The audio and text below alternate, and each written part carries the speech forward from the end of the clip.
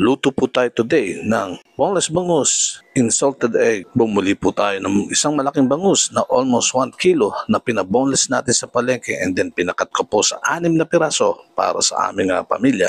After ko pong mahugasan ng mabuti at i-drain ng gusto, ikinuot ko po siya sa arena na may asin at paminta. At ipiprito na po natin siya into golden brown both sides po. Lahat po ng 6 na piraso. And then after that, i-set aside na po natin siya para ma-rest.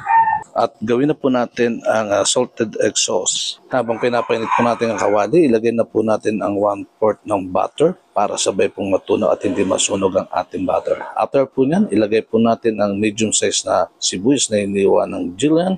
Tapos isunod din po natin maya-maya ang 3 pieces ng pit-pit na bawang na pinino.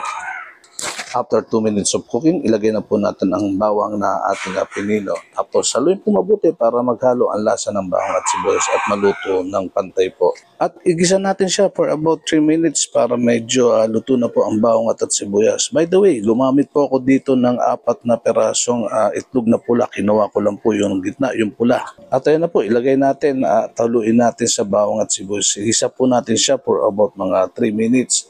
And then ayan na po ang itsura. Tapos ilalagay na po natin ng isang pack ng Nestle cream na mabibili sa palengke o sa mga tindang malapit sa inyo. Tapos, hahaluin po natin yan na mabuti para mag-mix po ang lasa ng Nestle cream, itlog na maalat, sibuyas at ang bawang natin. After nyan, lagyan po natin siya ng 1 teaspoon of pamintang durog para mas lalong maging maliam na ang ating ulam. Tapos, lagyan din po natin ng 1 tablespoon of patis na siyang mas lalong magpapalasa ng ating ulam. At lalagyan din po natin siya ng sugar. Depende na po sa inyong desired na panlasa o tamis. At pagkalagay po, haluin natin siya mabuti para matunaw po. And then let it cook for about 3 to 5 minutes para mas lalong maging sticky ang kanyang sauce. After 3 to 5 minutes of cooking, ilalagay na po natin yung pinrito natin na boneless bangus. I-arrange lang po natin na mailagay lahat yung 6 na piraso.